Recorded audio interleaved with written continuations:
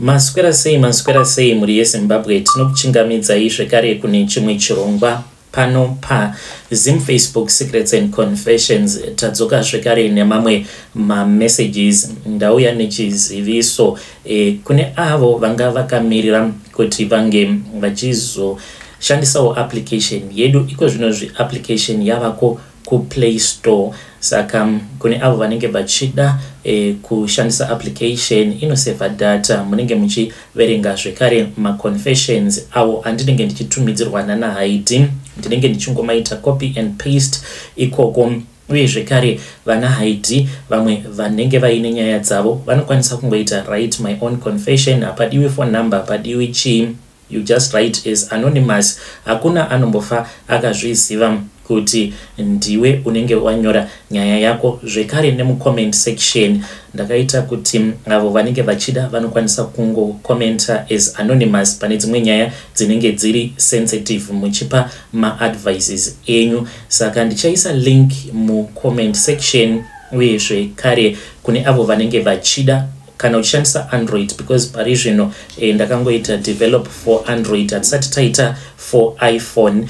Very soon kune avo vari kushandisa ma iPhone, very soon you are going to see the application in your app store. But pari zvino avo vane ma Android unokwanisa kuenda pa Play Store. Waenda pa Play Store unokwanisa kungo search hako kungoti Trenza Play inova yatobuda. If you see, you can see it and then you can install. But unokwanisa kungoshandisa link randichaisa mu comment section zvekare nemu description box. Vanenge vachida vanokwanisa kungoya kuzoritora link ku inbox kwangu. So let us try to push this application kuitira kuti content inge ichizoramba ichingowanda. Vanhu vazhinji munogara muchingocomplaina muchiti hamudi kuona zviso zvedu patinenge tichiverenga ma confessions. Ndokusaka ndakazogadzira application iyi, nekuti zvevideo full video rinenge richitorawo data, but kana ari ma picture ega anenge achingoita ma animation haazonyanya kushandisa data rakawanda. That's why ndakazogadzira application iyoyo kuitira kuti avo vanenge vasinawo data vanokwanisa kushandisa application zvekare, neavo vanenge vachida kungoverenga ma confession vasingade kuteerera vanokwanisa zvekare kungomaverenga. So please, I am asking for your support. Rekedzai batapinda muma messages edu. Atadzoka takakubatirai message edu yekutanga yakamira sekudai so zvakangoma hazvo vedu we. Hanzi makadi zvenyu mukoma, ndinokumbirawo kuti munge muchindiposterawo nyaya yangu makaviko chitupa changu. Inini ndauya pano ndine confession yangu iyo yandinayo. Ndinoda kureurura izvo zvandakaita, asi panguva yacho iyoyo ndainge ndisingatozvizivi kuti izvi zvandiri kuita ndichazotokonzeresa rufu rwemurume uyo wandainge ndichigara naye. Zvakaitika ndakapfimbwa neumwe murume uyu ndainge ndisingatombomudi zvachose, but nekuda kwekuti zvinhu zvainge zvakatondiomerawo panguva yacho iyoyo ndakabva ndati pano ndoita sei. Ndokubva ndachizotanga kufambidzana naye murume uyu. Takatanga kufambidzana after tabva mukusangana pa Facebook. Akabva achizoti kwandiri, ndinoda kuti unge uchiuya kuno ku South Africa. Ndikati unoda kuti ndike ndichiuya ku South Africa. Well, it is okay. Ndokubva ndachizouya kuno ku South Africa, but ndakangouya kuno nekuda kwekuti ndainge ndiine tarisiro yekungomudya mari. Ndauya kuno akaita mistake yekuti akabva achizondiudza kuti mari ainge ainayo, but mari iyi ainge achida kuti ange achitenga stand. Ndikati munhu uyu arikuda kutenga stand. Ndakamboedza kuti ndige ndichimukwezvera kuti ange achizotenga stand kumaraini ekwedu, iye kwavo kumasvingo kwedu kuHarare. Ndikabva ndati kuchitungwiza kune kwandakanzwa kune mastand akachipa. Akabva ati no, ndikuda kuti tinge tichitengera stand yedu mumasvingo. Ndokubva ndataura naamai vangu vakabva vati kumasvingo hakuiti, vanhu kumasvingo vanonetsa, varume vekumasvingo vanoshusha. Ameno, uchaonzwa naye murume iyeye, plus iwe wakakurira mutown, uchazozvigona here zvekuti unge uchienda kunorima? Ndikabva ndati ndoita sei, marriage ndiri kuida, asi murume wacho akaomera, handimudi futi on top of that. Ndakachovha kuda kwe about 4 months apa ndichimuudza kuti ndainge ndichida kuti ange achipota achindipawo mari because ndainge ndiine mwana wandainge ndakasiya apa basa kuti ndinge ndichienda kubasa rainge richinetsa kuti ndinge ndichiriwana ndainge ndiri munhu ainge achingoraramawo nemapiece job apa ainge aine rumwe ruchengera rusingaite saka ndaingoti ndikangobuda anenge achingondifonera achinditi dzoka kumba ndakabva ndati zvino ndoita sei ndakabva ndachizosendera picture kuna amai vangu nerimwe zuva ndichitovaratidza mari yainge iri mumba ndikati ndiyo mari iri kuda kushandiswa nababa Shero vari kuda kutenga stendi sezvandakakuudzai mumasvingo vakabva vati wakapusa fani kunze kwekuti ungochitiza nemari iyoyo ndikabva ndati hazviite mama kuti ndinge ndichitiza nemari yemunhu vakabva vati kwandiri iwe uri kuti haukwanise kutiza nemari iyoyo nekuti zvaita sei ndikabva ndati nekuti hazvina kunaka kubira munhu mari yake vakabva vati kwandiri kopose apo paainge achirara newe wava nemwedzi mingani uchigara naye kana ukatora mari iyoyo zvinenge zvichingoreva izvo kuti inenge iri mari iyo yaunenge wazvibhadhara kurara kwose kwaainge achiita newe mahure anombochaja mari handiti vanochaja $5 kubva vanoita mari kudarika imi makagara muzvimereji zvenhema saka nekuda kwezvose izvo zvandainge ndichiudzwa namai vangu ndakabva ndachizotanga kuronga zano rekuti ndinge ndichimubira mari ndakazomubira mari apo paainge ari kubasa ndokubva ndamuudza kuti ndainge ndisinganzwi zvakanaka ndikabva pamba mari ndainge ndakaiviga yainge iri muhandbag ndokubva ndatoenda ndainge ndatotsvakirwa munhu naamai umwe murume uyo ainge achiita zvekudhiraivha matruck vakangosanganawo naye mune rimwe group vakati vainge vaine mwana wavo ainge achitsvaka transport ndokubva ndatonojambira truck ndakatombodzima foni but vakabva vazonditi ko iwe uri kuita uchidzima foni yako sei nekuti achazonyumwa kuti hauko kumba saka ndakaswera muswere wese wezuva ndichitaura naye murume uyo ndichimuudza kuti ndainge ndichiri kuchipatara akabva achizobva kubasa I think kuma5 or so ndokubva andibvunza kuti ndainge ndiripi apa ndainge ndatova mutruck tainge tatodarika Polokwane apa ndichimuudza kuti ndainge ndava kubva zvino kuchipatara ndakaramba ndichingodhileya kudzamara dzatova kuma9 ndikabva ndati makombi zvaapera ndava kutotsvaka kwekurara ndopaakazotanga kunyumwa akabva achizotsvaka mari yake akabva aishaya mari paakaona kuti ainge asingachaoni mari yake ndipo paakabva achizotanga kunetsana neni pafoni ndikabva ndachizomuudza kuti ini ndainge ndatoenda kuzimu ende ndainge ndisingachadi nezvake akati ko mari yangu ndikabva ndati iwe mari yako ndiyo yandatora nekuda kwekuti wainge uchirara neni pose apo pawainge uchirara neni wainge usingandibhadhari akarwadziwa zvisingaite but ndikabva ndati handina basa nazvo saka akabva achizototenga mushonga wemakonzo akatora akanwa zvekare nemapiritsi ehope akazongowanikwa akafa ndo zvakaitika izvi mukoma ndinoda kuti Mwari vange vachindiregerera pane zvose izvo zvandakaita ndasvika kumba I was feeling very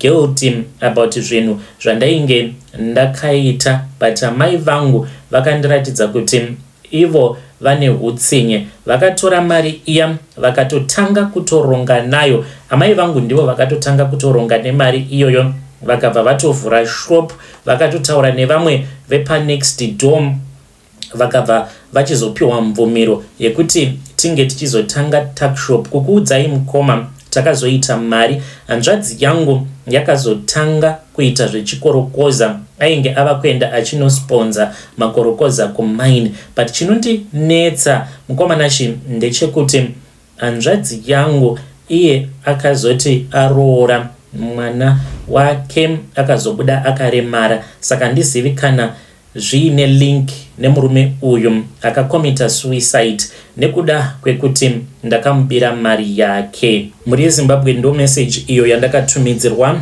ichibva kuna vanzvadzi vedu. Ngatizamei kuti tinge tichitaura navo vanzvadzi vedu ava mucomment section.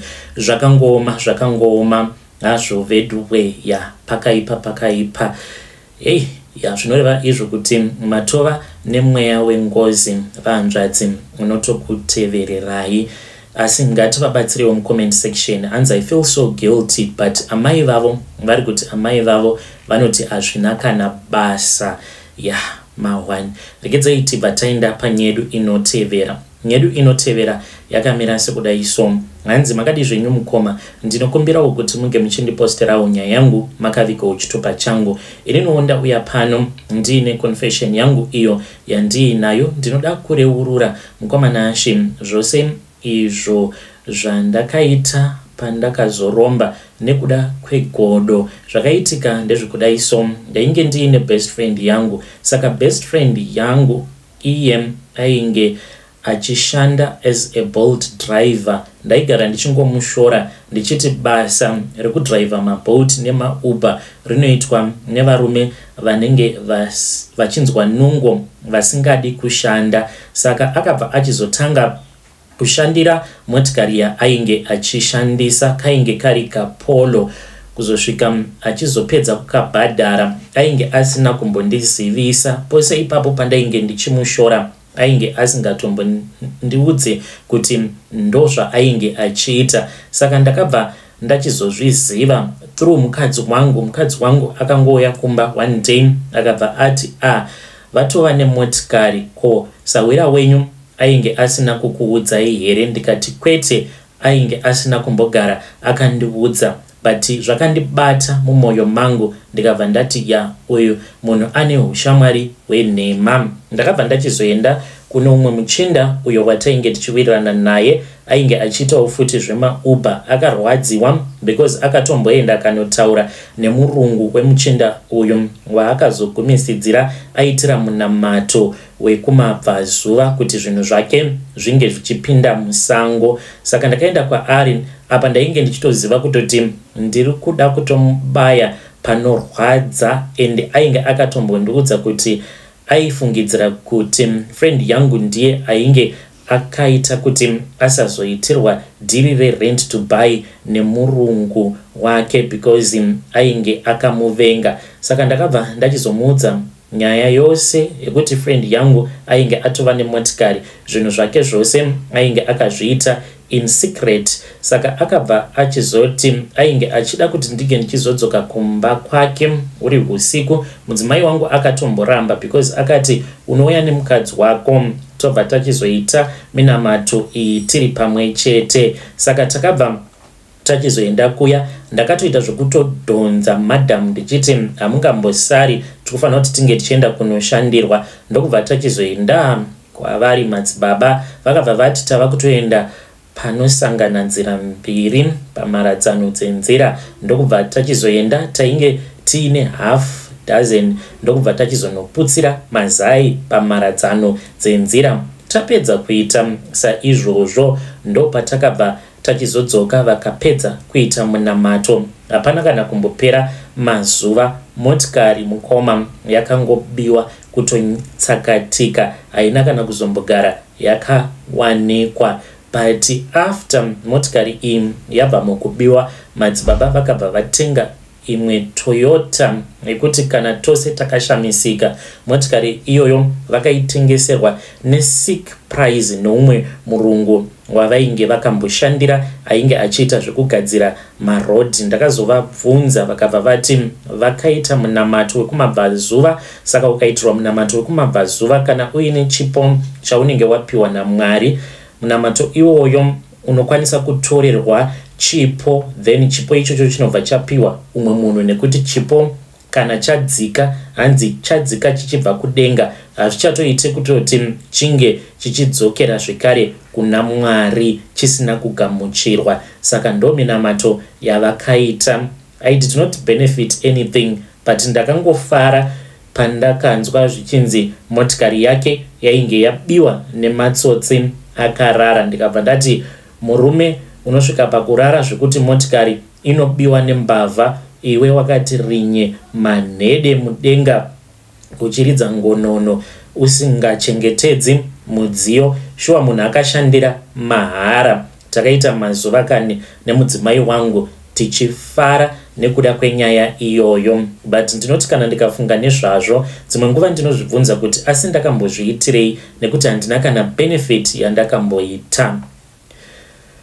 Muri yeZimbabwe ndo message iyo yandakatumidzirwa ichibva kuna mukoma vedu avo. Ngatizamei kuti tinge tichitaura navo mukoma vedu mucomment section. Zvakangooma hazvo vedu we.